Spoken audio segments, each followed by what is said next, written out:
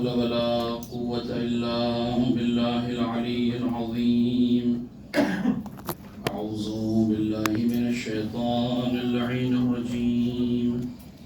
بسم الله الرحمن الرحيم. رب اشرح لي صدري ويسر لي أمري واحلل عقدة من لساني يفقهوا قولي.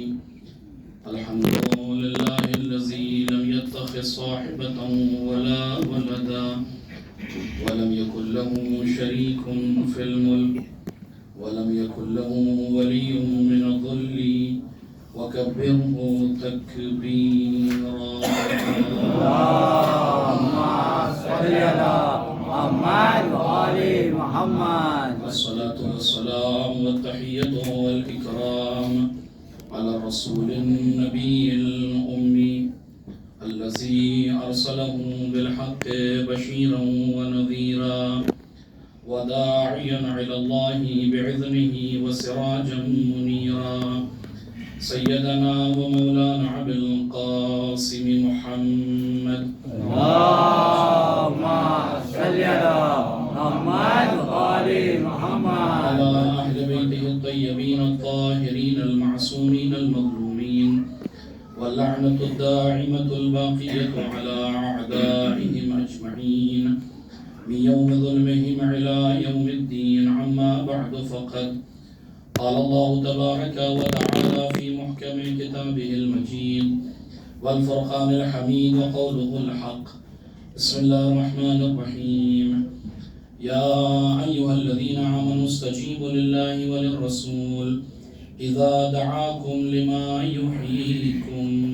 صلوات محمد. اللهم صل على محمد وآل محمد. گزارش ایک مرتبہ سورہ حمد و تین مرتبہ سورہ توحید کی تلاوت فرما کر شہداء کربلا علیہم الصلوۃ والسلام کی بارگاہ عالیہ میں ہدیہ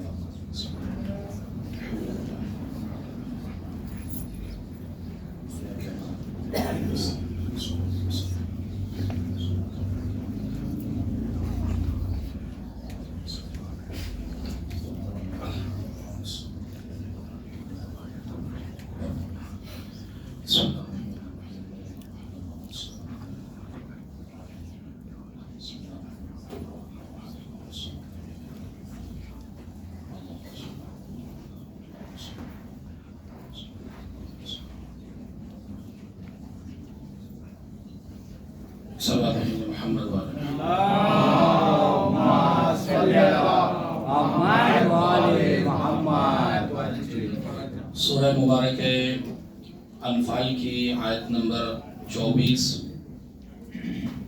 جس کے ضمن میں کربلا اور ہماری زندگی کے مسائل کے حل کے عنوان سے گفتگو جو شروع ہوئی تھی آج اپنے تقریباً 8ویں مرحلے پر ہے. گرچہ اس سلسلے کی یہ 10ویں مجلس ہے جو آپ کے بہترین ذوق سماعت کے لیے ایک ہدیہ اور تحفہ ہے. خداوند متعال صاحبان ایمان سے مخاطب ہے کہ اے صاحبان ایمان، تمہاری یہ ذمہ داری ہے کہ جب اللہ اور اس کا رسول تمہیں حیات کی طرف دعوت دے، ان چیزوں کی طرف دعوت دے جس میں تمہارے لیے زندگی پائی جاتی ہے، تو یہ تمہاری ذمہ داری ہے کہ تم ان کی آواز پر لبیک کہو. اگر واقعی معنی میں تمہیں حیات پسند ہے، اگر تم حیات سے محبت کرتے ہو، تو یہ تمہاری ذمہ داری ہے کہ اللہ اور اس کے رسول کی آواز پر لبیک کہو. یعنی دوسرے لفظوں میں یہ کہا جا سکتا ہے کہ دین تمہیں مستقل زندہ رہنے کے اصول دے رہا ہے. یہ تمہارا ظرف ہے کہ تم ان اصولوں کو کتنا اپنی زندگی میں اتار کر صحیح معنی میں زندہ رہنے کا حق ادا کرتے ہو.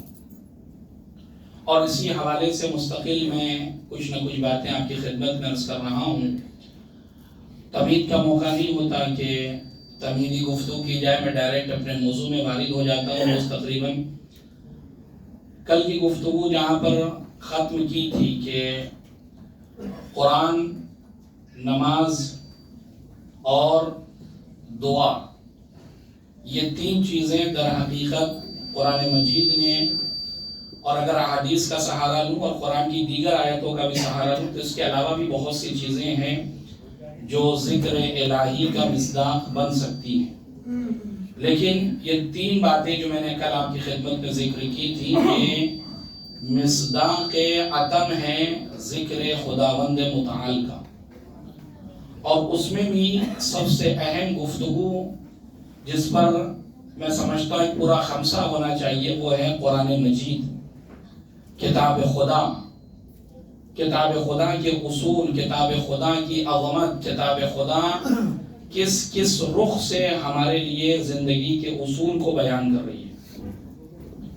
میں اس پر گفتگو نہیں کروں گا آج، صرف اس وقت کی یہ بات جہاں آپ سے مخاطب ہوں، آپ سے زیادہ خواتین سے، اپنی مائیں اور بہنیں سے اس وقت میں زیادہ مخاطب ہوں کہ جس طریقے سے بچے جب اسکول جاتے ہیں تو ماؤں کا بہرحال یہ دستور ہے کہ ان کی کوشش یہ ہوتی ہے کہ بچے خالی پیٹ مدرسے نہ جائیں، اسکول نہ جائیں، کالج نہ جائیں۔ سن و سال کے حساب سے مائیں ان کے ساتھ ڈیل کرتی ہیں۔ بچہ چھوٹا ہے تو پیار و محبت کے ساتھ ممکن ہے کہ وہ گھر میں دوڑاتا بھی ہو، ماں اس کے پیچھے دوڑ بھی رہی ہو، لیکن ماں کی پوری کوشش یہ ہے کہ یہ بچہ جب گھر سے باہر نکلے تو اس کے پیٹ میں کسی نہ کسی عنوان سے اناج ہونا چاہیے۔ لہذا ماں کی یہ پوری کوشش ہے کہ اس کا پیٹ بھر کے باہر بھیج رہی ہے، اور ساتھ میں اگر اسے پتا ہے کہ کافی دیر تک میرا بچہ باہر کی زندگی گزار کر آئے گا تو اس کے لیے کچھ آذوقہ ٹفن کے عنوان سے پیک بھی ہو رہا ہے کہ بچے کو جب بھوک لگے تو وہ اس غذا سے استفادہ کرے اور بھوکا نہ رہے۔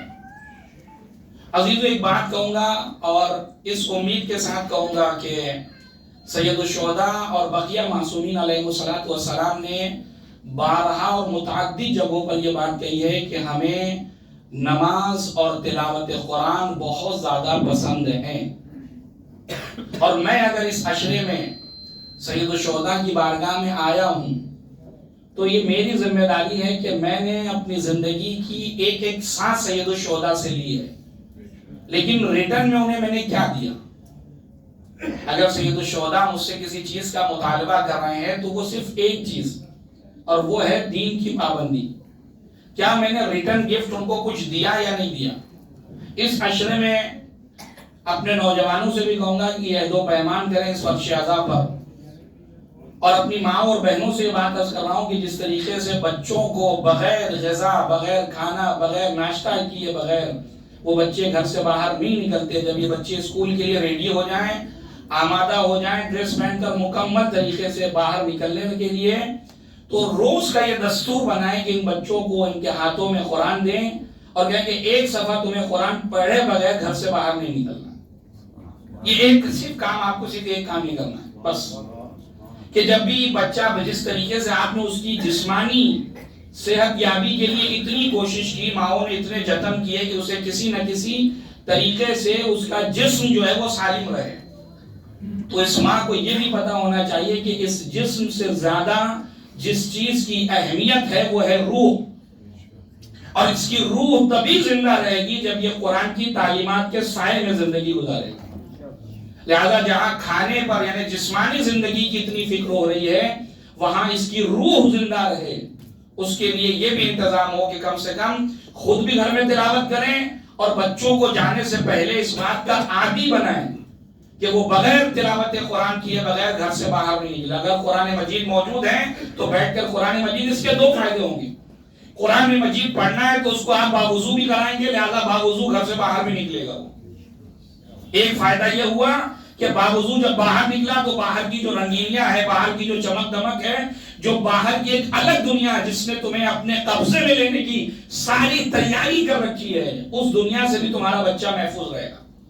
اور دوسرا فائدہ کہ روز تلاوت قرآن جب مجید کر کے نکلے گا تو یقیناً ان تلاوت قرآن کے جو الفاظ ہیں، گرچہ ابھی وہ متوجہ نہیں ہو رہا کہ میں نے کیا پڑھا، لیکن ان قرآن مجید کے الفاظ میں اتنی طاقت ہے کہ اس کے دل و دماغ میں، اس کے وجدان میں وہ انقلاب پیدا کر سکتی ہے کہ دنیا کی ساری طاقتیں بھی اسے دین مبین اسلام سے ہٹانے کی کوشش کریں، تو یہ قرآن کے الفاظ ہیں جو اس کے لیے ہادی بن کر ہمہ وقت آگے کھڑے رہیں گے۔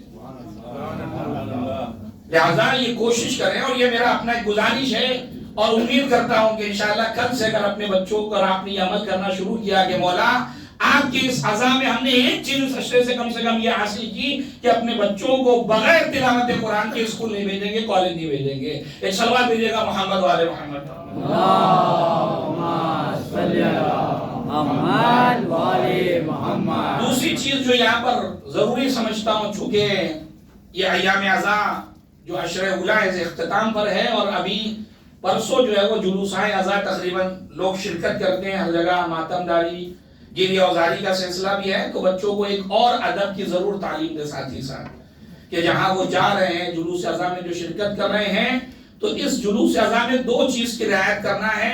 چونکہ میری ولادت و پیدائش میری خود ممبئی کی ہے، میں بچپن سے جلوس عزا میں شریک رہا، اور بہت سی کمیاں میں نے ان جلوسوں میں دیکھی، لہذا کہنے کا حق بھی رکھتا ہوں۔ اور وہ دو چیزیں ہیں جس پر بچوں کے ساتھ ساتھ بڑوں کو بھی کام کرنا ہے۔ ایک تو نظافت کا سب سے زیادہ خیال رکھنا ہے کہ ایسا نہ ہو کہ تبرکات اعضاء بٹ رہے ہوں اور بڑی آسانی سے ہم نے لیا، لینے کے بعد وہیں ریپر پھینک دیا، وہیں اس کو وہیں پھینک دیا۔ اس طریقے سے جب ہر انسان کرتا نظر آئے گا، جب وہاں سے آپ چلے جاتے ہیں تو مسئلہ یہ نہیں ہے کہ آپ تو چلے گئے، لیکن جب وہاں سے گزرا تو اس نے نام سید الشہداء پر آپ کو نہ جانے کیا کہا ہوگا کہ یہ کیسے لوگ ہیں، یہ کون لوگ تھے جنہوں نے اتنی اچھی خاصی سڑک کی خوبصورت تھی اس کو برباد کر کے چلے گئے۔ لہذا آپ کے کسی عمل سے سید الشہداء پر انگلی نہیں اٹھنا چاہیے۔ میں خود ذمہ دار بنوں، اپنے بچوں کو ذمہ دار بنوں، اپنے گھر کی خواتین کو بناؤں کہ جہاں کہیں بھی یہ میری ذمہ داری ہوگی، میں اگر اپنا کچڑا کوڑا اٹھا کر ڈالنا ہوگا دوسری جگہ بھی دیکھوں تو وہ بھی اٹھاؤں گا۔ اور یاد رکھیے گا، اس کے دوسری یا تیسری مجلس میں یاد کر چکا ہوں کہ اگر کسی عزادار کی آپ نے جوتیاں بھی صحیح کر دی تو سید الشہداء اسے اپنی نگاہ میں رکھتے ہیں کہ میرے چاہنے والے نے، میرے عزادار نے ایک کام کیا، اور اس کا صلہ یقین جانیے خدا کی قسم اس دنیا میں بھی اور آخرت میں تو اس کا صلہ آپ کا محفوظ ہے۔ لہذا ایک کام یہ کریں، دوسرا کام یہ ہے کہ اسراف نہ کریں۔ جتنی آپ کی ضرورت ہے اتنی غذا لیں، اتنا شربت لیں، اتنی چیز لیں تاکہ آپ خود بھی مطمئن رہیں اور دوسروں تک وہ چیزیں پہنچے بھی۔ اور تیسرا یہ اعلان ان بانٹنے والوں کے لیے ہے کہ جو سبیلے لگاتے ہیں یا کوئی تبرک دے رہے ہیں۔ میں نے خود اپنی آنکھوں سے دیکھا ہے کہ بسا اوقات وہ پتہ چلا ٹیمپو میں وہ تبرک لے کر آ گئے، اس کے بعد ایک مجمع ہو گیا اور وہ تبرک جو ہے وہ اڑائے جا رہے ہیں اور لوگ کیچ کر رہے ہیں۔ یہ صورت انتہائی نامناسب ہے۔ آپ یقیناً یہ تبرک منسوب ہے سید الشہداء کی طرف، تو اس کا بھی اپنا ایک احترام ہے۔ اگر آپ نے نام سید الشہداء پہ کوئی چیز بانٹی ہے تو یقین جانیں یہ بھی احترام ہے۔ ورنہ آپ مجھے بتائیے یہ ٹائلز جو یہاں پر رکھی ہے، لگی ہوئی ہے یہاں پر، یہی ٹائلز جو ہے وہ آپ کے ٹوائلٹ میں بھی رکھی ہے، وہاں کیوں نہیں احترام کرتے، یہاں کیوں احترام ہے؟ دونوں ایک ہی کمپنی سے خریدا، آپ نے پیسہ بھی سیم دیا، سب کچھ دیا، لیکن اگر اس ٹائلز کو ذرہ برابر بھی کوئی نجس کرے تو آپ جان دینے کے لیے تیار ہو جائیں گے، جبکہ وہاں کے لیے آپ خود اس کو نجس کر رہے ہیں۔ دونوں میں فرق کیا ہے؟ دونوں کا فرق صرف نسبت کا ہے کہ آپ نے اس ٹائلز کو منسوب قرار دیا ہے بارگاہ سید الشہداء کے لیے، لہذا یہ عظیم ہوتی چلی گئی ہے۔ لہذا اگر کسی چیز کو آپ تقسیم کر رہے ہیں راہ سید الشہداء اور نام سید الشہداء پر، تو اس کا یہ طریقہ نہیں ہے کہ آپ اس کو ہوا میں اچھالیں اور لوگ کیچ کرتے نظر آئیں اور ایک دوسروں کو جو دھکا دیتے نظر آئیں۔ چوتھی چیز جو جلوس میں سب سے زیادہ امپورٹنٹ ہو جاتی ہے وہ ہے حجاب اسلامی کی رعایت۔ یہاں کے جلوس کا مجھے نہیں پتا، لیکن بہرحال میں نے بامبے میں شرکت کی ہے جلوسوں میں۔ جو صورتحال تھی میری بچپنے میں ادھر کئی سالوں سے جلوس نہیں گیا، مجھے نہیں پتا کہ کیا صورتحال ہے اس وقت۔ مطلب میں نے جو اپنے بچپنے میں جو صورتحال دیکھی ہے وہ انتہائی نامناسب پتہ چلا۔ 1 لاکھ کے مجمع میں 60,000 آگے چلے جا رہے ہیں، 10,000 جو ہے ماتمی انجمن ہے، 10,000 کا سلسلہ صرف سبیلوں پر اور نیاز تقسیم کرنا یا کھانا، اس کے علاوہ اسے نہ جلوس سے مطلب ہے۔ کچھ ایسے ہیں کہ جن کو جماوری سے مطلب ہے کہ جتنا تبرک جمع ہو جائے اتنا اچھا ہے۔ یہ سلسلہ میں نے اپنی آنکھوں سے دیکھا۔ اور دوسری تو خطرناک چیز ہے کہ جہاں عورتیں مردوں کے اندر داخل اور مرد جو ہے وہ عورتوں کے جھرمٹ میں گھسے ہوئے ہیں۔ یہ وہ عمل ہے جو سید الشہداء کو بھی روز عاشور انتہائی غیر مناسب عمل. لہذا اپنے گھر کی خواتین کو بھی تاکید کریں, اور میری مائیں بہنیں مجھے سن رہی ہیں تو اپنے آپ کو ان جلوسوں میں اگر جا بھی رہی ہیں تو ان کی ذمہ داری ہے کہ اپنے آپ کو محفوظ بنائیں. ضرورت نہیں ہے کہ آپ مردوں کے شانہ بشانہ جلوس میں شریک ہوں. آپ کسی کونے میں کھڑے ہو کے بھی زیارت کر سکتی ہیں, پوسا سید الشہداء کا دے سکتی ہیں, لیکن اگر آپ کے حجاب کی رعایت نہیں ہوئی اور آپ مردوں کے شانہ بشانہ ان کے جلوس میں داخل ہو کر ایسا پتہ چلا کہ اور مردوں کے جھرمٹ میں چند عورتیں کھڑی ہو جائیں تو آپ سوچیں کیا نوبت آئے گی وہاں کی. اور اس سے بھی عظیم بات یہ ہے کہ کسی جلوس میں آپ یہ بھی پڑھتے ہیں, مجالس میں مستقل سنتے ہیں کہ سید الشہداء نے ظہر عاشوراء ان تیروں کی چھاؤں میں مصلی عبادت بچھایا ہے. کیا بہتر ہوتا ہے کہ ہمارے جلوس بھی اگر ظہر عاشوراء نکل رہے ہیں, نماز کا وقت ہو رہا ہے, تو یہ سارے عزادار سید الشہداء جتنی پابندی کے ساتھ یا حسین کر رہے ہیں اتنی ہی پابندی کے ساتھ لبیک یا خدا کہتے بھی نظر آئے. تب جا کر حسین ابن علی کا پیغام دنیا کے سامنے آشکار ہوگا کہ یہ وہ قوم ہے جو صحیح معنی میں حسین ابن علی سے عبرت حاصل کر رہی ہے اور عملی طور سے اس کا ثبوت بھی دے رہی ہے. ایک صلوات دیجیے گا محمد والے محمد.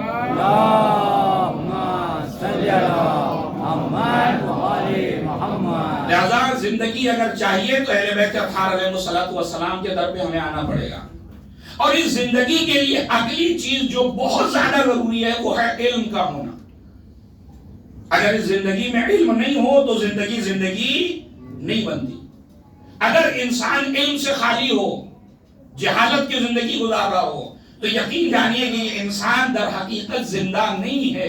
اسی لیے ائمہ اطہار کی حدیث موجود ہے, الجاہل والمیت سوا, جاہل اور میت یعنی مردہ دونوں برابر. اسلام نے علم کی اتنی پابندی کی. آپ بتائیے جب آپ پیدا ہوئے تو آپ جس کی آغوش میں تھے, ماں کی آغوش میں, اور جب یہ زندگی کا خاتمہ ہوا تو کہاں پہنچے؟ لحد کی آغوش میں. اب ذرا سوچئے کہ یہ علم کتنا ضروری تھا کہ پیغمبر اسلام فرما رہے ہیں اطلبوا العلم من المہد الى اللحد. علم کو حاصل کرو ماں کی آغوش سے گہوارہ لحد تک, لحد کی آغوش تک. کیوں؟ اس لیے کہ پتا ہے کہ زندگی اسی کا نام ہے اور زندگی اسی وقت زندگی بنے گی جب علم کے سائے میں زندگی گزارو گے. جتنا علم حاصل کرتے چلے جاؤ گے اتنی زندگی میں نکھار آتا چلا جائے گا. ایک صلوات دیجیے گا محمد والے محمد.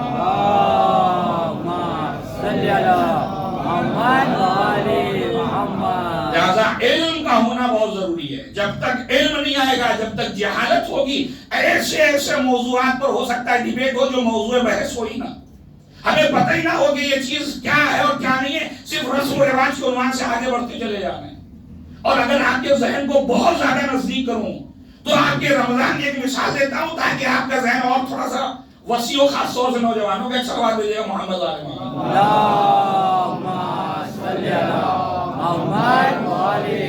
سوال مجھے یہ بتائیے, ماہ مبارک رمضان میں جو 3 شبائے قدر میں آپ اعمال انجام دیتے ہیں, ان اعمال میں سب سے عظیم عمل کون سا ہے؟ اس اعمال میں سب سے عظیم عمل کون سا ہے؟ تقریباً نوجوانوں کے ذہن میں آئے گا کہ وہ 6 دن کی نماز جو پڑھی جاتی ہے وہ سب سے عظیم عمل ہے. لیکن ان نوجوانوں سے میرا سوال اگلا یہ کہ یہ 6 دن کی نماز آج کی شب یعنی شب قدر میں کس امام معصوم سے آپ لے کر آئے کہ 6 دن کی نماز آپ کو پڑھنا ہے؟ رسول اللہ نے کہا پڑھنے کے لیے. کسی امام معصوم کی حدیث ہے کہ شب قدر میں 6 دن کی قضا نماز پڑھنی ہے؟ کسی کو اگر کچھ اس بارے میں پتا ہو تو بعد مجلس میں ملوں گا اور کل بھی انشاءاللہ مجھے آخر تک مجھے بتا دیجیے گا کہ کس امام کی یہ حدیث اور کس رسول کی حدیث ہے. لیکن ہمارا حال کیا ہے؟ اگر کسی مولانا نے آ کر کہہ دیا شب قدر میں 6 دن کی نماز نہیں پڑھانے والا, چونکہ میں 15 سال کی عمر سے باقاعدہ میں نماز کا پابند ہوں, میری کوئی نمازی قضا نہیں, میں بلا وجہ میں نہیں پڑھانے والے اس کو. لہذا آپ کسی مولانا کو بلا لیجیے جس کی نماز قضا وہ پڑھا دے گا نماز. یا ٹھیک ہے میں کسی اور عنوان سے پڑھا بھی سکتا ہوں, ٹھیک ہے کوئی بات نہیں. یا اگر وہ کہہ دے کہ میں نہیں پڑھاؤں گا, آپ دیکھیں کیا قیامت آ جائے گی ادارے میں. ارے یہی تو مین عمل تھا, آپ کسی کو منع کر رہے ہیں. یہ تو ہو ہی نہیں سکتا, اس کے بغیر تو آج کی شب قدر کا عمل ہی پورا نہیں ہے. جبکہ عزیزو یہ نماز شب قدر جو آپ نماز قضاء عمری پڑھ رہے ہیں, اس قضاء عمری کا مطلب ہی کیا ہے کہ جو آپ کی نماز قضا ہوئی ہے پورے سال آپ جب چاہے پڑھیے. آپ کے پاس پورا ٹائم ہے کہ پورے سال میں جب چاہے آپ اسے پڑھ سکتے ہیں. لیکن اس رات میں جو نماز وارد ہوئی ہے 100 رکعت نماز، وہ الگ نماز ہے، وہ 2 رکعت کر کے پڑھنی، اس کا کس کو کس کا خیال ہے؟ اس رات میں جو اعمال، جو دعائیں، جو سورے وارد ہوئے وہ کب پڑھے جائیں گے؟ وہ بقیہ راتوں میں کیا پڑھ سکتے ہیں؟ نہیں پڑھ سکتے. اچھا بقیہ دنوں میں آپ نے اپنی نافلہ نمازیں کیوں کٹ نہیں کی؟ بقیہ دنوں میں نماز شب پڑھتے تھے، وہ کٹ کر کے اپنی قضاء عمری کیوں نہیں پڑھی؟ اسی رات میں کیا ضرورت تھی آپ کو نماز قضاء عمری لانے کی؟ دیکھ رہے کہ سناٹا ہے. سناٹا 2 ہی وجہ سے ہوتا ہے، یا تو سمجھ کے سن رہے ہیں یا سو رہے ہیں. ایک سلام دیجیے گا محمد والے محمد.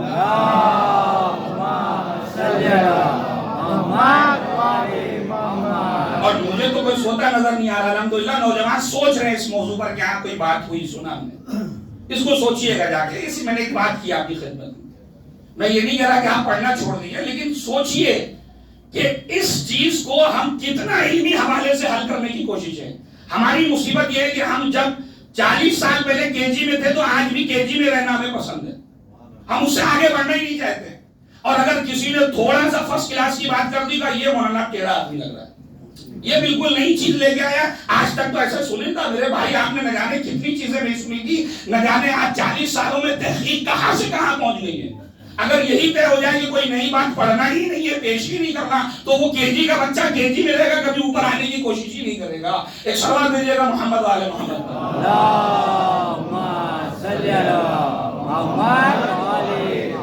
لہذا ہمیں اپنی سطح علمی کو اوپر لانا ہوگا، ہمیں اپنے منبر کا معیار بلند کرنا ہوگا، ہمیں ان چیزوں سے ہٹ کر بھی گفتگو سننے کا مزاج بنانا ہوگا جو ہمارا مزاج اس کے پہلے بن چکا ہے. ضرورت ہے اس بات کی کہ ہم علمی میدان میں اپنے قدم کو رکھیں، اپنے ذہن کو رکھیں.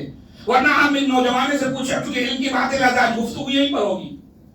اور یہ علم بھی ہمیں اہل بیت اطہار علیہ السلام سے لینا ہے. کسی اور در پر ہمیں جانے کی ضرورت نہیں. اور اگر کسی در سے کوئی لے رہا ہے تو وہ علم ہی نہیں ہے، صرف اور صرف اہل بیت. اور اہل بیت اطہار علیہ السلام سے ہٹ کر اگر کوئی چیز حاصل کی جا رہی ہے تو یہ باطل ہے، غلط ہے، یہ سب اپنی بناوٹ کی بات ہے. اہل بیت اطہار علیہ السلام نے جو بات کہی ہے بس اسی کو مین اور ہمیں تسلیم کرنا ہے. لہذا ہمارے مراجع، ہمارے فقہاء جو قرآن اور حدیث کے سب سے زیادہ سمجھنے والے ہیں، جو باتیں وہ پیش کر رہے ہیں، میری ذمہ داری بعنوان مقلد یہ ہے. اگر میں مقلد ہوں، ورنہ کوئی اگر آپ میں کوئی مجتہد ہے تو ٹھیک ہے، وہ اپنے فتوے پر عمل کر سکتا ہے، کوئی مسئلہ نہیں ہے. لیکن اگر مقلد ہوں تو پھر مقلد کی طرح زندگی بھی مجھے گزارنی ہے. یہ نہیں ہے کہ جہاں میرا من چاہا فتویٰ آیا میں قبول کر لوں گا، اور جہاں میرے مزاج کی ہٹ کے آیا میں خود مجتہد بن کر نظر آتا ہوں. ایک سوال بھیجیے گا محمد والے محمد.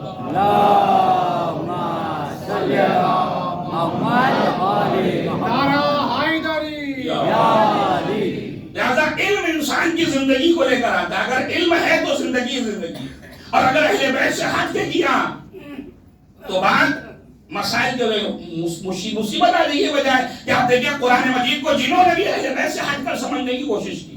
اب یہاں پر بہت زیادہ مطالب میرے ذہن پہ آ رہے ہیں، میں اپنے آپ کو روک رہا ہوں. ورنہ صرف اس موضوع پہ اگر گفتگو کروں کہ اہل بیت اطہار علیہ السلام سے ہٹ کر جنہوں نے قرآن مجید کو سمجھنے کی کوشش کی، جس اعلی مسلک میں پڑے ہوئے آج بھی ہو، اور وہ قرآن کے کتنے مسائل ہیں جو حل نہیں کر سکتے.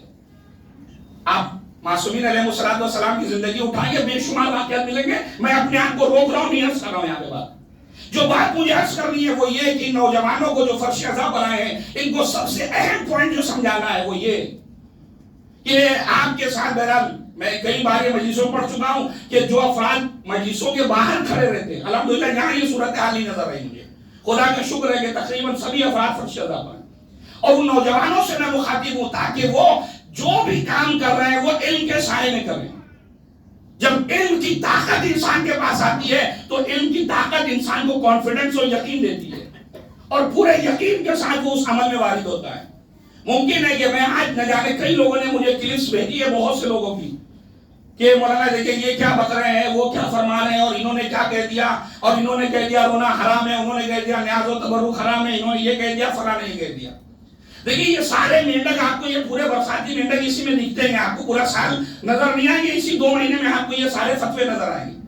اور الحمدللہ آپ کے علماء نے کوئی سوال ایسا نہیں ہے جس کا جواب نہیں دیا. ہر چیز کا سوال کا جواب ہمارے دامن میں موجود ہے. یہ اور بات ہے کہ مجھے کتنا پتا یہ الگ بحث ہے، لیکن الحمدللہ ہمارے علماء نے ہر اعتبار سے جواب دیا ہے. آپ دیکھیں 2-3 مسئلے ہیں جو میں آج کے اس مجلس میں حل کرنا چاہوں گا. ایک سوال دیجیے گا محمد والے محمد.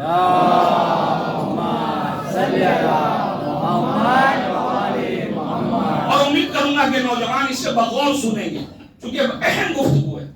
ایک مسئلہ جو ہمیشہ چھیڑا جاتا ہے وہ ہے بدعت کا مسئلہ. کہیں پر بھی آپ دیکھیں کہ یہ سوال اٹھتا ہے کہ یہ بدعت، وہ بدعت، یہ بدعت، الگ الگ طریقے کے عنوان سے لوگ بدعت قرار دیتے ہیں. اور بہت ہی سادہ آپ دیکھیں گے اگر یوٹیوب اور سوشل میڈیا پر بڑے بڑے ودوان بیٹھے ہوئے بڑے پیار محبت سے نوجوانوں کو سمجھا رہے ہیں کہ دیکھیں یہ بدعت ہے، یہ بدعت ہے، اور اس طرح کی گفتگو کر رہے ہیں اتنے آسان طریقے سے کہ سامنے والا سن کے بھی جو مسحور ہو جائے کہ ہاں بات تو صحیح کہہ رہے ہیں. لہذا ہمیں تو پہلے یہ سمجھنے کی ضرورت ہے کہ بدعت ہے کیا چیز، تاکہ چونکہ علمی گفتگو ہونا ہے لہذا علم کے سائے میں آج بات ہوگی ساری کہ یہ بدعت ہے کیا چیز. اب لوگوں نے تعریف کرنا شروع کی کہ جو زمانے رسول میں جو چیز نہ ہو وہ ہم ایجاد کریں تو اس کا نام بدعت ہے. عزیزوں اس تعریف میں بہت زیادہ پھنسنے کی گنجائش ہے.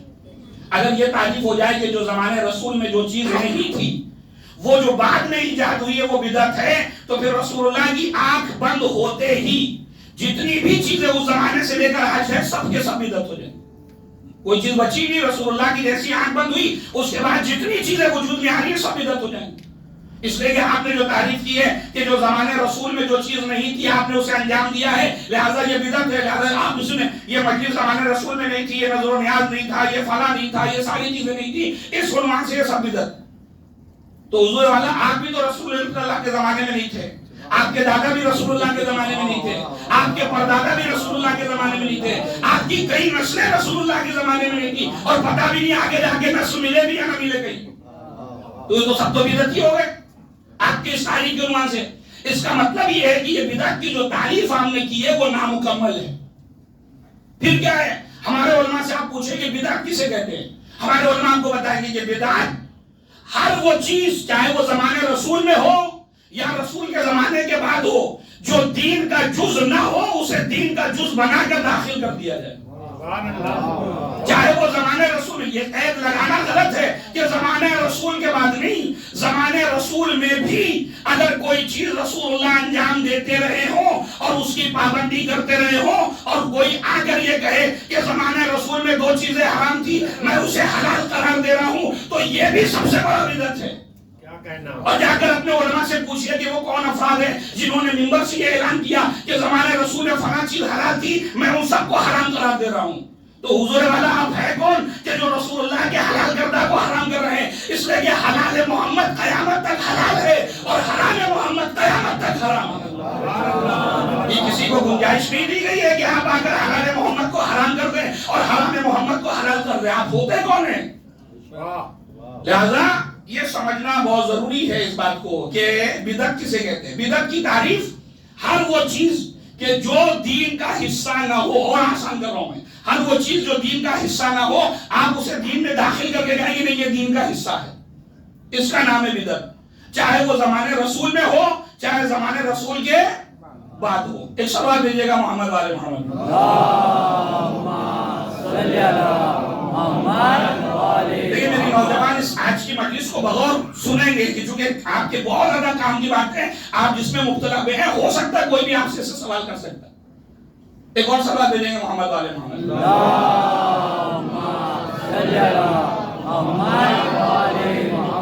اب دیکھیں دوسرا مسئلہ، اور اس کو بھی بہت زیادہ امپورٹنٹ ہے، اس کو بھی سمجھیا کہ حلال اور حرام کے حوالے سے، جائز اور ناجائز کے حوالے سے آپ یہ بتائیے کہ شریعت میں کھانے کی زیادہ تر چیزیں حلال ہیں یا حرام ہیں؟ الحمدللہ. آپ یہ بتائیے جو جانور اللہ نے پیدا کیے ان میں زیادہ تر حلال ہیں یا حرام ہیں؟ وہ مچھلیاں جو اللہ نے پیدا کی زیادہ تر حلال ہیں یا حرام ہیں؟ جو چیزیں نجیس ہیں وہ زیادہ ہیں یا کم ہیں؟ ایک سوال دیجیے گا محمد والے محمد.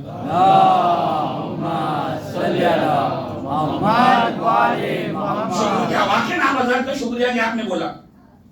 ضرورت ہے اس بات کی کہ ہم بیداری کا ثبوت دیں. خوب اب میں جو گفتگو کرنے جا رہا ہوں اسے سنیں گے. شریعت میں چونکہ جائز چیزیں زیادہ تھیں، شریعت میں حلال چیزیں زیادہ ہیں، شریعت میں وہ چیزیں کہ جن کو اہلیت کا حکم دیا گیا ہے، جواز کا وہ زیادہ ہے، لہذا اللہ نے حرام کی لسٹ نہیں دی ہے. اللہ نے چونکہ جائز زیادہ تھی لہذا حرام کی لسٹ آپ کو دے دی. مثال کے طور پر نجس چیزیں، زیادہ تر چیزیں پاک ہیں، نجس نہیں ہے، لہذا اللہ نے اس کے برخلاف جو لسٹ دی کہ ٹوٹل 11 چیزیں نجس ہے، باقی سب پاک ہیں.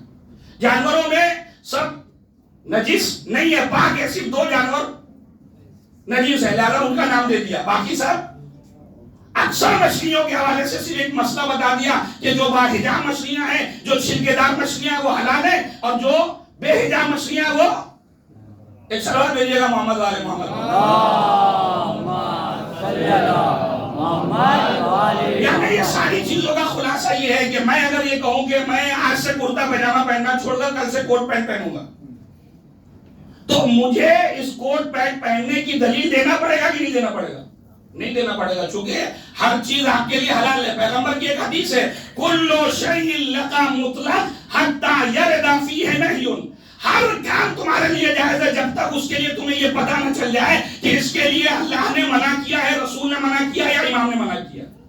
لہذا اگر میں کوٹ پینٹ پہن کے باہر نکل رہا ہوں اور میں جب باہر نکلا اور نکلنے کے بعد کسی نے ٹوکا کہ مولانا یہ کوٹ پینٹ کیوں پہنا ہے، تو میں اس سے ایک سوال کروں گا کہ کہاں لکھا ہے مولانا کوٹ پینٹ نہیں پہن سکتا؟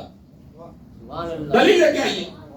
اس لیے کہ رسول اللہ کی حدیث صاف ہے کہ جو بھی کام آپ کر رہے ہیں ہر کام آپ کے لیے صحیح ہے مگر یہ کہ ثابت ہو جائے کہ یہ کام کرنا غلط ہے، اس وقت تک آپ کے لیے جائز ہے. اس کا مطلب یہ ہے کہ اگر میں ٹرین میں سفر کر رہا ہوں تو ٹرین میں سفر کرنا جائز ہے، مگر یہ کہ آپ ثابت کر لیں کہ رسول اللہ نے منع کیا کہ ٹرین میں سفر نہیں کرنا.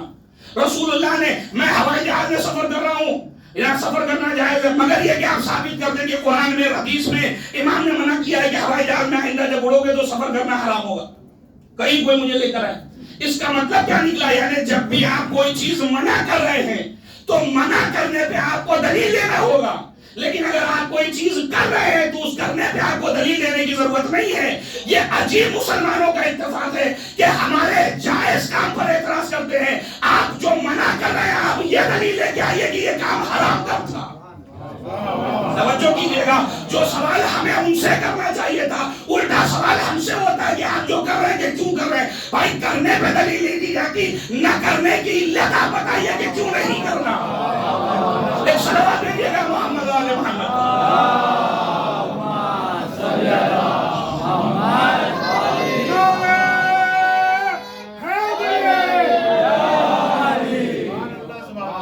کرنے کی دلیل آپ کو دینا پڑے گا، کیوں نہیں کرنا مجھے بتائیے. ٹھیک ہے اب آپ نے دلیل آپ کو دینا ہے، لیکن بہرحال جب آپ نے سوال کیا ہے تو ہم اہل بیت کے چاہنے والے ہیں. اہل بیت نے اپنے در سے کسی کو خالی ہاتھ نہیں بھیجا، ہم بھی آپ کو خالی ہاتھ نہیں بھیجیں گے.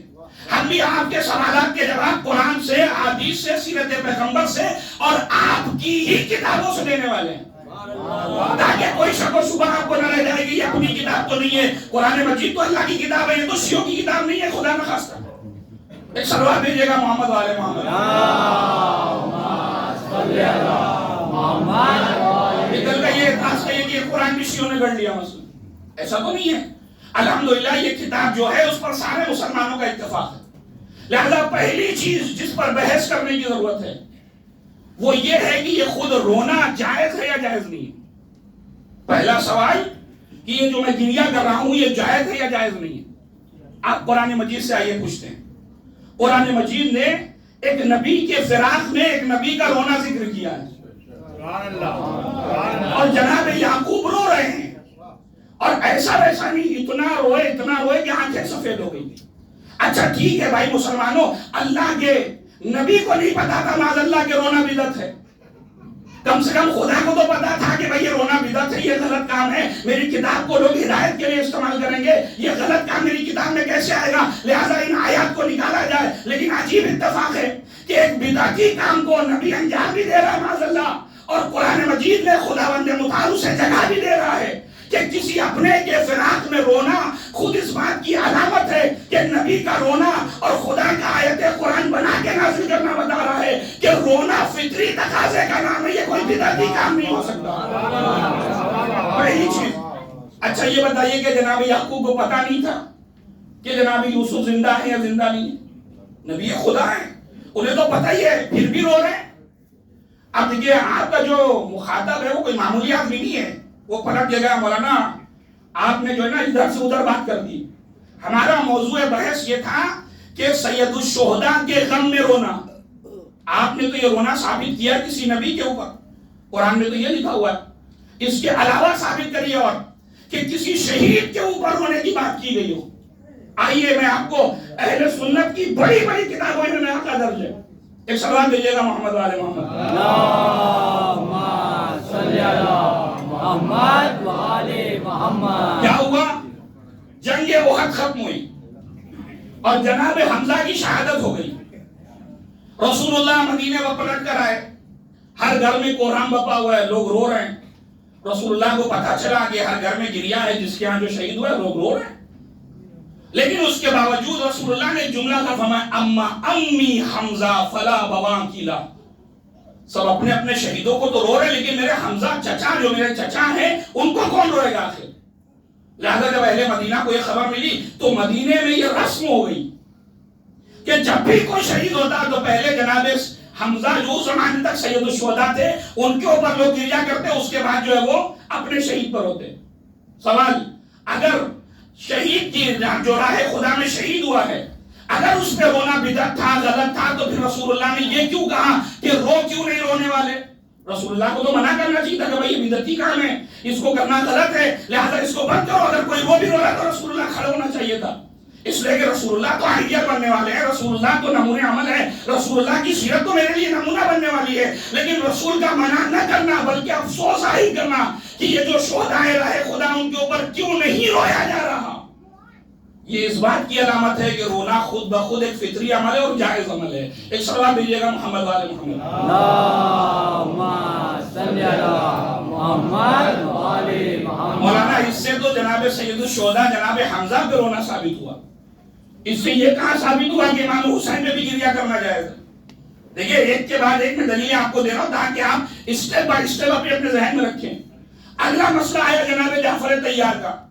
جناب جعفر طیار شہید ہو گئے اور رسول اللہ نے اپنے علم امامت سے انہیں شہید ہوتا ہوا دیکھا، اور جب دیکھا تو ایک جملہ فرمایا، ساری سیرت کی کتابوں میں لکھا، الا مثل جعفر فلیبکی البواکی، جعفر جیسوں پر رونے والوں کو رونا چاہیے۔ تو یہ یہاں پہ یہ نہیں کہا کہ جعفر پہ رونا چاہیے، کیا کہا؟ جعفر اور جعفر جیسوں پر۔ تو اگر جعفر صرف دین کی راہ میں اکیلے قربان ہو رہے ہیں تو رسول اللہ یہ کہہ رہے ہیں کہ ایسے لوگوں پر گریا کرنا چاہیے، تو جو دین کی راہ میں اکیلا قربان ہو رسول یہ کہیں کہ ایسے لوگ پر رونا چاہیے، تو جو پورے اپنے خاندان کے ساتھ خدا کی راہ میں قربان ہو رہا ہو۔ لبیک یا حسین، لبیک یا حسین، لبیک یا حسین، لبیک یا حسین۔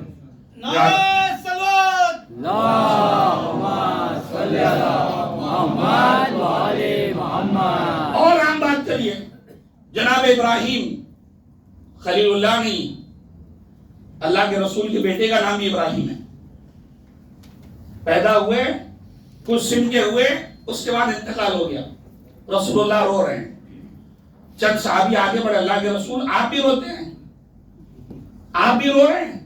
عجیب جملہ کہا رسول اللہ نے، فرمایا ان القلب لیحزن وان العین لتدمع، اگر اس سینے میں دل ہے تو وہ محزون ضرور ہوگا، اور یہ آنکھیں اگر اس کی واہ ہیں، آنکھیں رکھتا ہے تو وہ روئے گا۔ یہ رسول اللہ نے ایک فطری عمل کی طرف اشارہ کیا ہے۔ مولانا اس سے بھی یہ ثابت ہوا کہ رسول اللہ جناب ابراہیم پہ روئے۔ ہماری گفتگو کا سارا منشا تو یہ ہے کہ ہم یہ ثابت کریں کہ اللہ کے رسول نے امام حسین پر گریا کرنے کی اجازت دی ہے یا نہیں دی ہے۔ ایک سوال دیجیے گا محمد والے محمد۔ اللہم صلی علی محمد وآل نہیں آج محمد۔ مجلس ہو سکتا ہے 10-15 منٹ لیٹ ختم ہو، میں اس کے لیے معذرت چاہتا ہوں، لیکن یہ بات مکمل کروں ورنہ ادھوری رہ جائے گی۔ جناب حاکم نیشاپوری جنہوں نے کتاب لکھی ہے مستدرک الصحیحین، مستدرک الصحیحین کیا مطلب؟ مستدرک کا پہلے معنی میں آپ کو کرتا ہوں تاکہ بات کلیئر ہے۔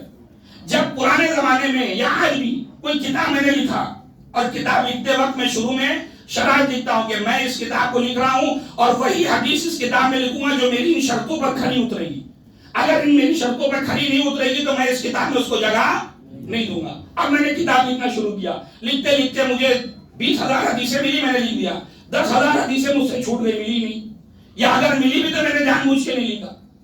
لہذا صحیح بخاری میں اور صحیح مسلم میں جو انہوں نے شرطیں لگائی تھی, ان شرطوں کے ساتھ جو حدیثیں وہ لکھنا بھول گئے, یا ملی تھی اور نہیں لکھی, لیکن ہم یہ پورا حسن ظن رکھتے ہوئے کہ ان سے بھول گئے وہ, چلیے ٹھیک ہے. اس کے بعد ایک حاتم آئے, حاتم نیشاپوری, انہوں نے ان دونوں کے شرائط کے مطابق جو حدیثیں صحیح تھی ان حدیثوں کو جمع کیا اور اس کا نام رکھا مستدرک الصحیحین. یعنی جو ان دونوں نے شرطیں بتائی تھی حدیث لکھنے کی, ان شرطوں کے مطابق جو حدیثیں میں اپنی کتاب میں لکھ رہا ہوں 100% صحیح ہے. اس کا مطلب آپ یہ کہہ سکتے ہیں کہ مستدرک الصحیحین میں جو بھی حدیث ہے وہ صحیح بخاری اور صحیح مسلم کا جز ہے, گویا اسی میں لکھی ہوئی ہے. ایک صلوات بھیجیے گا محمد والے محمد. اللہم صلی علی محمد والے محمد. محدث طبرانی مجموع الزوائد میں, یہ بڑی معتبر کتاب ہے جو آپ کی خدمت میں عرض کر رہا ہوں. اچھا یہ باقی کتابوں کے نام چھوڑ رہا ہوں. اچھا اس روایت کے راوی کون ہیں؟ مردوں کی, عورتوں کی بات کریں تو اس کی روایت ام سلمہ ام المومنین, ام فضل, جناب زینب بنت جحش, جناب عائشہ, یہ سب اس روایت کی روایت کرنے والے ہیں عورتوں میں. مردوں میں خلیفہ دوم عمر بن خطاب, ابو ذر, جناب حمزہ, جناب عمار, جناب حذیفہ, یہ سارے صحابی اس روایت کے نقل کرنے والے ہیں. نقل کیا ہے روایت میں کہ رسول اللہ گھر میں بیٹھے ہوئے تھے, میرے بیویاں نقل کر رہی ہیں. یہ رسول اللہ لیٹے تھے یا بیٹھے تھے یا سجدے کی حالت میں تھے, الگ الگ روایتیں. سب کا خلاصہ یہ ہے کہ امام حسین کھیلتے ہوئے آئے اور آنے کے بعد نانا کے گلے لگے, اور رسول خدا نے جب امام حسین کو گلے سے لگایا تو دیر تک گریا کیا. بیویوں نے بڑھ کے پوچھا اپنے اپنی روایت کے حساب سے کہ آپ کیوں آخر امام حسین کو گلے لگا کے رو رہے ہیں؟ رسول اللہ بیان کرتے ہیں کہ ابھی جبریل امین مجھے خبر دے کے گئے کہ میرے اس نواسے کے ساتھ کربلا کے میدان میں کیا صورتحال ہونے والی, اور اس کے بعد آپ گریا کرتے, اور جن ازواج نے یہ سنا انہوں نے گریا کیا روایت کے مطابق. یہ بات ختم ہوئی, رسول اللہ امام حسین کو باہر لے کر آئے. باہر اصحاب کا مجمع ہے, اصحاب نے دیکھا کہ اللہ کے رسول رو رہے ہیں, کہا خیریت. پھر وہ ساری باتیں اللہ کے رسول نے بیان کی کہ ابھی جبریل امین آئے تھے اور انہوں نے یہ بات بیان کی ہے کہ میرا یہ نواسا کربلا کے میدان میں 3 دن کا بھوکا اور پیاسا شہید ہوگا, اس لیے میں گریا کر رہا ہوں. لہذا جب اصحاب نے سنا تو سب نے گریا کیا. عزیزان گرامی, اب مجھے انصاف سے مسلمان بتائیں کہ ہماری مجلسوں میں ہوتا کیا ہے آخر؟ یہ جو مجلسیں اس میں ہوتا کیا ہے؟ مجلسوں میں یہی تو ہوتا ہے کہ خطیب ذکر فضائل اور مصیبت امام حسین علیہ السلام بیان کرتا اور آپ سنتے ہیں. لیکن عزیزوں, جن کو اعتراض ہے اس نقطے پر کہ یہ مجلسیں کیوں ہو رہی ہیں, یہ گریا کیوں ہو رہا ہے, جبکہ ان روایات سے یہ ثابت ہے, میں اپنے اعتراض سے ذکر کر رہا ہوں کہ عورتوں کی اگر بات کرو تو ازواج سے بہتر کوئی مجمع رسول اللہ کو نہیں ملے گا, اور اگر اصحاب کی بات کرو تو اصحاب سے بہتر کوئی مجمع نہیں ملے گا. خطیب کی بات کرو تو رسول اللہ سے بڑا خطیب کوئی نظر نہ آئے گا. تو جب رسول اللہ نے یہ ذکر مصیبت اصحاب میں بھی کیا, ازواج میں بھی کیا, اس کا مطلب یہ ہے کہ اس ذکر مصیبت سے اگر کسی کو پریشانی ہے تو اس کا تعلق نہ رسول اللہ سے ہے, اس کا تعلق نہ اصحاب سے ہے, اس کا تعلق نہ ازواج سے ہے. تو اب جو بھی اصحاب اور ازواج کے نعرے لگا رہے ہیں ان کو سمجھنا چاہیے کہ اس ذکر مصیبت میں اصحاب نے بھی آنسو بہائے, ازواج نے بھی آنسو بہائے, اور رسول اللہ نے تو کئی بار آنسو بہا کے بتایا کہ یہ ذکر مصیبت کرنا بھی میری سنت ہے, آنسو بہانا بھی میری سنت ہے. ایک صلوات بھیجیے گا محمد والے محمد. اللہم صلی علی محمد والے محمد.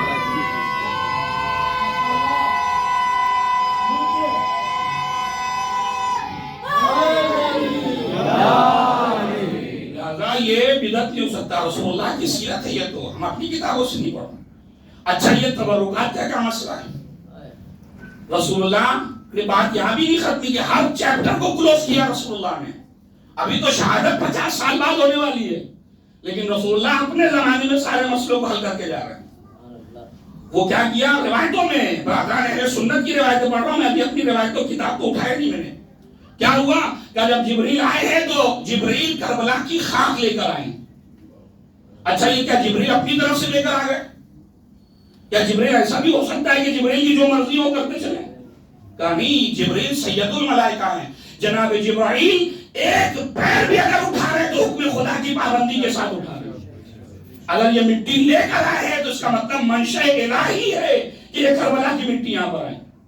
جناب ام سلمہ کو دیا. ام سلمہ اس مٹی کو اپنے الگ الگ روایتیں ہیں کہ تربت الحمراء اور بعض روایتوں میں سفید مٹی ہے جس میں خون آلود نہیں ہے. اور جناب ام سلمہ کو دیا. ام سلمہ جب میرا بیٹا عراق کی طرف سفر کرے اور میرا نواسا جب شہید ہوگا تو یہ مٹی جو ہے جو تمہیں خون میں آلودہ نظر آئے گی, یا وہ خون آلود زیادہ تر روایتوں میں تربت الحمراء وہ آلریڈی وہ رنگین مٹی تھی, لال مٹی تھی جس کو رسول اللہ نے دیا. اچھا یہ بتائیے بات یہاں پہ بھی ختم ہو جاتی؟ جناب ام سلمہ بھی کہتی لے کے چلے جاؤ. 50 سال تک جناب ام سلمہ نے اسے اپنے پاس رکھا. یہ کیا ہے؟ یہ خود اس بات کی علامت ہے کہ اگر کوئی چیز سید الشہداء سے منسوب ہو جائے تو اسے رکھا جا سکتا ہے. یہ علم, یہ تعزیہ, یہ جتنی چیزیں جو ہم رکھ رہے ہیں یہ در حقیقت منسوب ہے سید الشہداء کی طرف. اور جب تک دشمن اس نسبت کو نہیں سمجھ پائے گا یہ مسائل کھڑے رہتے ہیں. وہ یہ سمجھ رہا ہے کہ ہم اس عالم کی عبادت کر رہے ہیں, وہ یہ سمجھ رہا ہے کہ اس تعزیہ کی عبادت کر رہے ہیں, وہ یہ سمجھ رہا ہے کہ ہم ان روزوں کی عبادت کر رہے ہیں. نہیں, ان روزوں کی عبادت نہیں بلکہ تعظیم روزہ ہو رہا ہے. جس طریقے سے حجر اسود کو چومتے ہو, حجر اسود کی تعظیم کیا عبادت کرتے ہو اس کی, حجر اسود کو بوسے تو دیتے ہو, اور جو لوگ نہیں پہنچ پاتے وہ دور سے ایسے ہم سے کہنا یہ دور سے چومنا کیسا, یہ دور سے چومنا اسی حجر اسود کا آپ کی فقہی مسائل میں کہ اگر آپ حجر اسود تک نہیں پہنچ پا رہے ہیں تو اس کو علمی زبان میں کہتے ہیں استعلام, یعنی دور سے اشارہ کر کے اسے بوسا دینا یہ بھی جائز ہے. ایک صلوات دیجیے گا محمد والے محمد کو. اللہم صلی علی محمد والے محمد. اچھا ٹھیک ہے, چلیے آپ کی ساری باتیں مان لی, لیکن سید الشہداء کب شہید ہوئے تھے؟ 10 محرم کو. اور بقیہ شہداء کا وہ سبھی 10 محرم کو. تو پھر یہ آپ 10 دن کیوں مجلس سے کرتے ہیں؟ اور 10 دن تو چھوڑیے, آپ تو 2 مہینہ 8 دن عزاداری کرتے ہیں. یہ کہاں سے جائز ہو گیا؟ اگر سید الشہداء روز عاشورہ اور ان کے اصحاب روز عاشورہ شہید ہوئے ہیں تو آپ کو چاہیے تھا روز عاشورہ عزاداری کریے, کریا کریے. یہ 2 مہینہ 8 دن کیوں عزاداری ہو رہی ہے؟ تو ان احمقوں سے پوچھیے جائیے, رسول اللہ سے پوچھیے جا کر آپ کہ جب جناب خدیجہ کا انتقال ہوا تو جب انتقال ہوا تو اللہ کے رسول نے اس پورے سال کا نام رکھا عام الحزن. عام الحزن الف لام نہیں, عام عین سے عین یعنی سال, عام الحزن یعنی غم و اندوہ والا سال. تو جناب خدیجہ کون تھی؟ جناب خدیجہ کا شہادت یا وفات ایک ہی دن تو ہوئی ہے. رسول اللہ کو اس دن کہنا چاہیے تھا یہ دن جو ہے وہ شہادت ہے جناب خدیجہ کا ہے, لہذا غم و اندوہ بنایا جائے گا. لیکن رسول اللہ نے کہا پورا سال جناب خدیجہ کی یاد میں گریہ وزاری کیا جائے. کیوں؟ اس لیے کہ جناب خدیجہ نے اپنا مال خدا کی راہ میں دیا ہے تاکہ اس مال کے ذریعے سے دین کی حفاظت ہو سکے. تو رسول یہی تو کہنا چاہ رہے ہیں اگر کوئی مال اپنا دین کی راہ میں دے تو سال بھر اس پر گریہ کرنا جائز ہے. تو جو اپنا مال, اپنی جان, اپنی اولاد سب خدا کی راہ میں دے دے اس پر 2 مہینہ 8 دن گریہ کرنا کون سا مصیبت ہے؟ صلوات دیجیے گا محمد والے محمد. اللہم صلی علی محمد والے محمد. ایک اور صلوات دیجیے اللہم صلی علی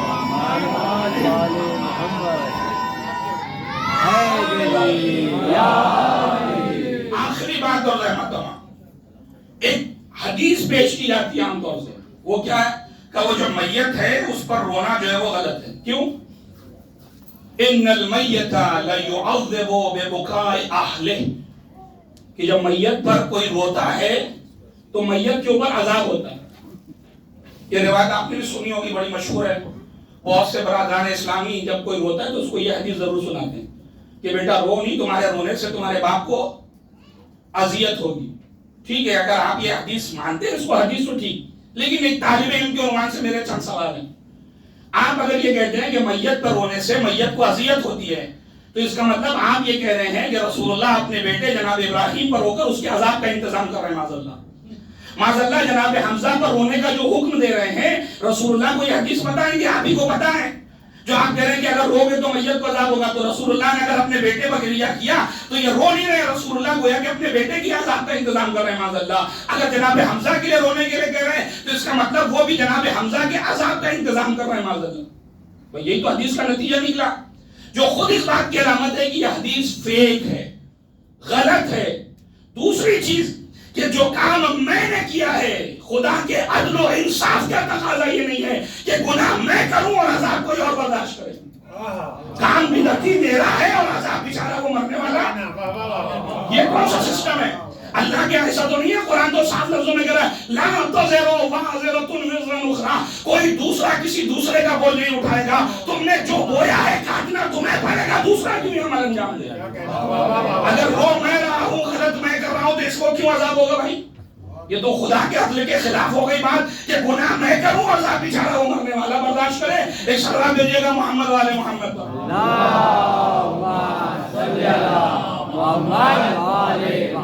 اس فیلڈ میں بڑے سے بڑے چالاک گزرے. انہوں نے کہا کہ بات تو عقل کی کہی ہے لیکن اب اس کو حدیث کا معنی بدل دو. کہ یہ جو قرآن میں آئے تھے نا لا تزرو وازرۃ وزر اخری, کوئی دوسرا کسی دوسرے کا بوجھ نہیں اٹھائے گا, اس کا مطلب یہ ہے کہ کوئی دوسرا کسی دوسرے کے لیے ایصال ثواب نہیں کر سکتا. قرآن یہ کہنا چاہ رہا ہے کہ بھائی تم نے گناہ کیے چلے گئے, اب میں تمہارا کیوں جو ہے وہ ایصال ثواب کر کے گناہ کم کروں, میرے بس میں نہیں ہے. یہ قرآن کی آیت کا ترجمہ ایسا کر دیا کہ لوگ لگ تو رہا مولانا بات تو کچھ صحیح لگ رہی ہے کہ ہاں ٹھیک ہے اس نے گناہ کیا, میں کیوں اس کے گناہ کو کم کروں. ایک صلوات دیجیے گا محمد والے محمد.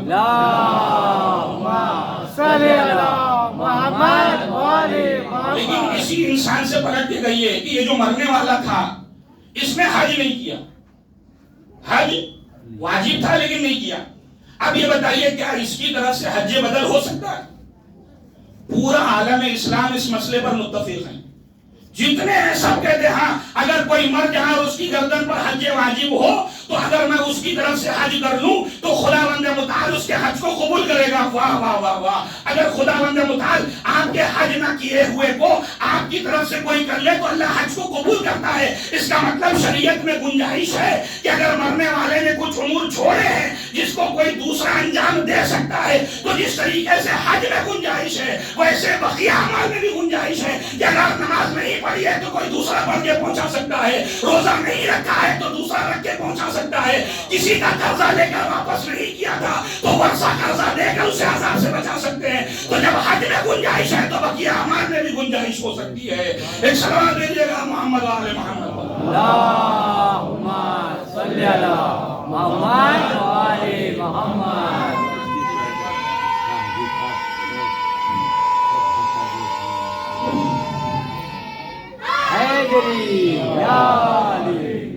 لہذا یہ ساری چیزیں آپ کو فرش عذاب میں ملیں گی.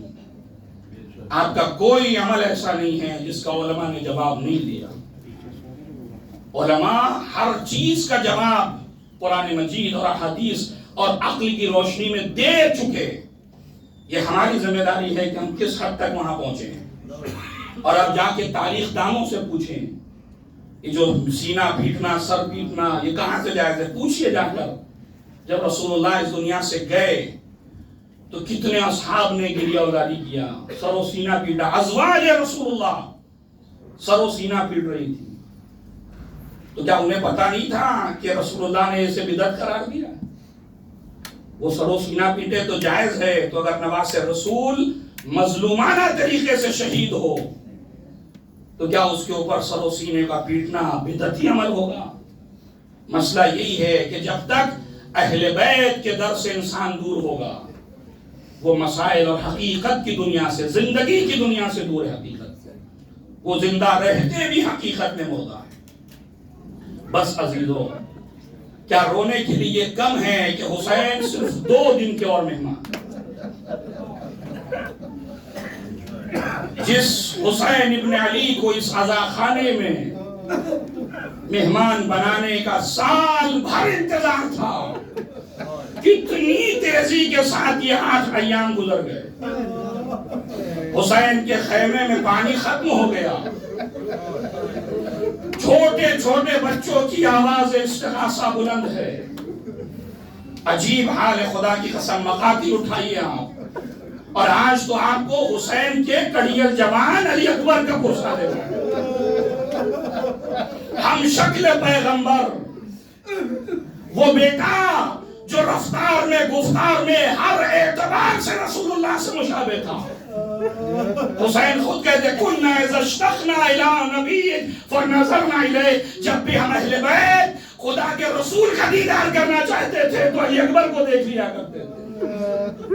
اتنا عظیم بیٹا لیکن عزیزو مقاتل نے جس عنوان سے جناب علی اکبر کی شہادت کو بیان کیا ہے، خدا کی قسم قربان جائے حسین ابن علی کے، جب اصحاب اپنی قربانی دے چکے تو ایک مرتبہ حسین ابن علی نے اپنے جوان اپنے کڑیل کی طرف نگاہ کی اور آواز دیا، بنیا تقدم، میرے لال علی اکبر، اب تمہیں سب سے پہلے بنی ہاشم میں قربانی کے لیے جانا ہے، تاکہ کل کا مورخ یہ نہ لکھ دے کہ حسین نے آخر تک اپنے بیٹے کو بچا کے رکھا اور بقیہ کو راہ خدا میں قربان کر دیا۔ نہیں، حسین مثال قائم کرنا چاہتے ہیں کہ جب قربانی کا مرحلہ ہوگا تو میرا بیٹا علی اکبر جو ہم شکل پیغمبر ہے پہلے وہ قربانی کے لیے جائے گا۔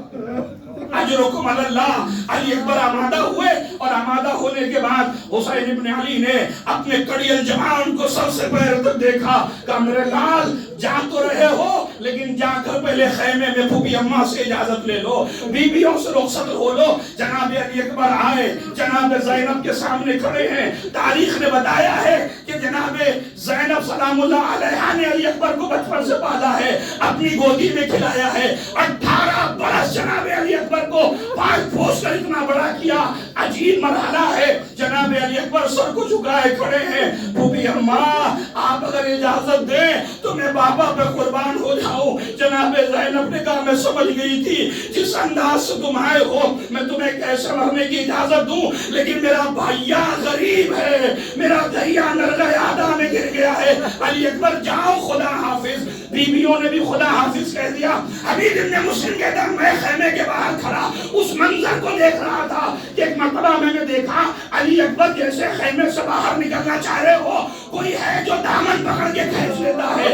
علی اکبر پھر نکلنے کی کوشش کرتے ہیں، کوئی ہے جو دامن پکڑ کے کھینچتا ہے۔ عزیز و مقتل میں مجھے کوئی جملہ نہیں ملا کہ یہ کون ہے جو علی اکبر کا دامن پکڑ کے کھینچتا ہے۔ عزیزوں لیکن میرا دل کہتا ہے، میری عقل یہ کہتی ہے اگر کوئی بڑا ہوتا تو بازو پکڑ کے کھینچتا۔ عجب نہیں 4 سالہ بچی ہو جو دامن سے لپٹ جاتی ہو، اے بھیا آپ نہ جائیے گا، ارے سکینہ کو کس کے حوالے کر اجرکم علی اللہ۔ اے بھیا سکینہ کو کس کے حوالے کر کے جا رہے ہیں؟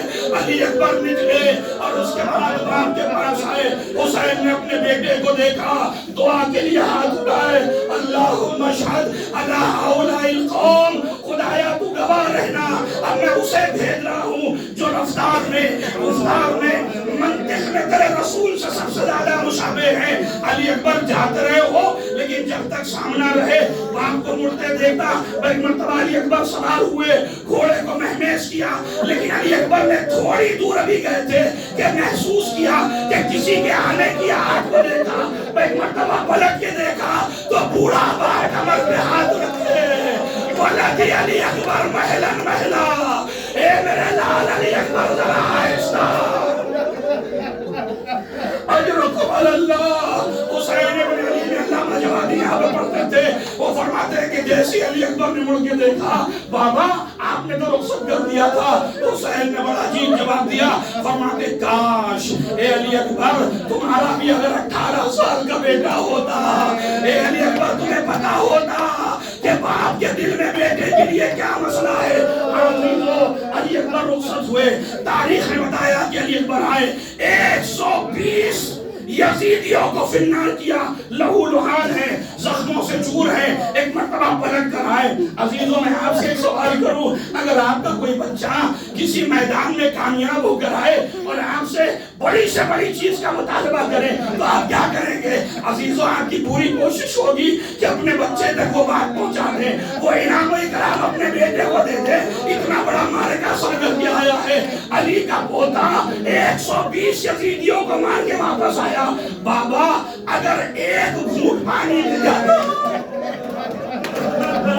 اے بابا اگر ایک چلو پانی مل جاتا تو میں انہیں بتاتا میں جن کا پوتا ہوں۔ بھائی مرتبہ حسین نے جب اس مصیبت کو دیکھا، عزیزو یہ وہ بے کسی ہے جو مختل الفاظ میں نہیں لکھ سکتا۔ حسین نے کہا میرے لال اپنی زبان کو میرے دہنے اقدس میں ڈال دو، اور جیسی زبان کو ڈالا طرف کے پیچھے آگے، بابا آپ کی زبان تو مجھ سے زیادہ خوش ہے۔ اے بابا ارے آپ کی زبان میں تو کانٹے پڑ چکے ہیں،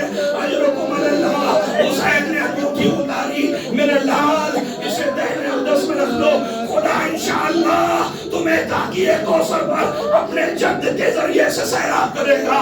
علی اکبر خدا حافظ، علی اکبر خدا حافظ. پوچھتے خیمہ پہ زینب کھڑی ہے. بعض علماء کے مطابق لیلا بھی کربلا میں موجود ہے. ماں نے بھی علی اکبر کو دیکھا ہوگا. میرا لال جا تو رہا ہے لیکن اب یہ واپس نہ آئے گا. اجرکم اللہ. علی اکبر آئے اور ایک مرتبہ پھر سے جہاد شروع کیا. جہاد کر ہی رہے تھے کہ ایک مرتبہ ایک شکی نے تیر کا نشانہ لیا اور ایک مرتبہ وہ تیر سنسناتا ہوا علی اکبر کے گلے میں آگے لگا. جیسے ہی گلے کو پارا کر چکا علی اکبر زین پر تھوڑا سا ڈگمگائے تھے. ایک شکی نے آگے بڑھ کر پہلو پہ ایک تیر مارا یا بعض روایتوں مطابق ایک گرز مارا. علی اکبر گھوڑے پر آ گئے. اب جیسے گھوڑے پر آ گئے گھوڑے کی باہوں میں باہیں ڈال دی. 2000 کا لشکر، سب کے ہاتھوں میں تلوار. ام لیلا کا لاڈلا تلواروں پہ تلوار. روایت کہتی وہ یقطعون اربان اربا. علی اکبر کو ٹکڑوں میں پاروں میں تقسیم. اجرکم اللہ. علی اکبر زین سے زمین پر آئے. آواز دی بابا. ارے علی اکبر کا سلام آخر قبول کریے. لیجیے حسین چلے لیکن زمین کربلا پہ گرتے پھر اٹھتے. وہ آنکھوں کی روشنائی چلی جا چکی ہے. مجھے پتا نہیں کس علی کو پکار رہے تھے. نجف والے علی کو پکارا یا کربلا والے علی کو. اجرکم اللہ. خدا کسی باپ کو منظر نہ دکھائے. بعض علماء نے لکھا کہ حسین کے پہنچنے سے پہلے زینب لاشے پر پہنچ چکی ہے. حسین نے جب بہن کو دیکھا، اے بہن چلو خیمے کی جانب چلو، ابھی حسین زندہ ہے. کڑیل جوان ایریا رگڑ رہا ہے. ایک مرتبہ بازو سر کے سر علی اکبر کو زانو پہ رکھا. میرے لال خیریت تو ہے. اے بابا برچی کی انیسی نے میری. ایک مرتبہ اسی اسنا میں علی اکبر تڑپتے باپ کی آغوش میں جنت کی طرف سدھار گئے. اسی اسنا میں باپ نے جب اس منظر کو دیکھا ایک مرتبہ بنی ہاشم کو آواز دیا، اے بنی ہاشم کے بچوں آؤ، ارے جوان کا لاشا ہے، بوڑھے باپ سے نہ اٹھ سکے گا. بچوں نے جنازے کو اٹھایا. حسین نے سہارا دیا. لاش علی اکبر چلی خیمے کی جانب. علی اکبر ہم شکل پیغمبر اس دنیا سے رخصت ہو گئے. حسین نے ایک مرتبہ مصیبت کا نوحہ پڑا. واہ علی اکبر، اے میرے لال علی اکبر، تیرے جانے کے بعد اس زندگانی دنیا پہ خواب.